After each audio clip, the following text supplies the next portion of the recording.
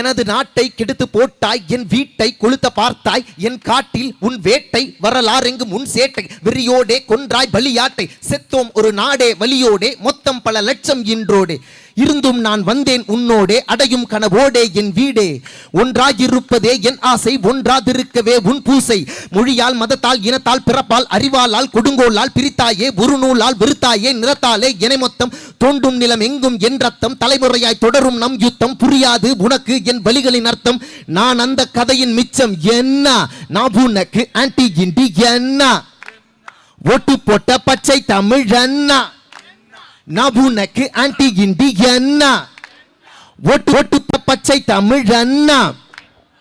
ஐயோ இது கொடுமை, இனவாதம் இங்கொரு சிறுமை, பெருமைக்கென வாழ்வது மடமை, உன் தலைகணம் தூக்கி தூரத்தில் வைத்தமிழா, இங்கு எல்லாரும் சமமா, நிலம் எல்லாமே பொதுவா, நம் பண்பாடும் இதுவா,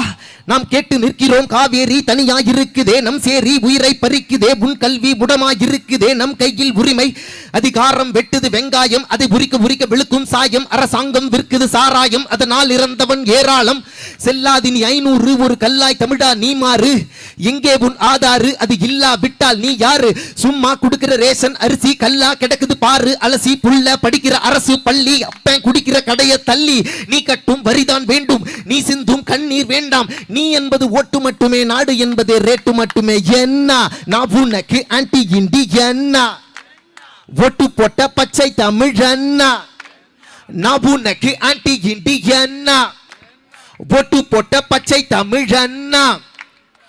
உலகெல்லாம் உன் சொந்தம், உதை வாங்கி திரியுதே உன்பந்தம், பல பட்டம் வென்றாலும் பசியோடு வாடுதே நம் சொந்தம், மலரட்டும் தொடரட்டும் விடியட்டும் என சில வாய் மட்டும், மலமல்லும் தொழிலுக்கோ வர வேண்டும் இங்கொருவன் மட்டும், செலவழிக்கிற செலவக்க மலை போட தண்ணி மேல தெர்மக்கோல போட்டு மூட ஸ்டெரிலைட்டன மீத்தேன் நீட்டென கொன்று விட்டு கையெடுத்து கும்பிடுற போட்டு போட, தமிழன் என சோதனை எலியா, தமிழர் பேசுகிற மொழியும் இந்தியா, கருப்பு பணம் திருப்பி தந்தியா, குடிசை எரிஞ்சதே நீயும் வந்தியா, இலவசங்களை கொடுக்கிற மயக்கிற அடிப்படை உரிமையை பறிக்கிற சிரிக்கிற, கலவரங்களை நடத்துற நாட்டுல கேள்வி கேட்டா தேச துரோகியா, மரணம் ஒரு தடவை கனவு தருமதனை வித என விழுமதி மயக்கிடுமது விதி இறுதி வரையுறுதி கொடுக்கும் எனது வழி எழுதும் ஒரு புதிய வரலாறு, இனி தேவையில்லை துயரம் பொறுத்திட முடியாது கொள்ளை, இனியும்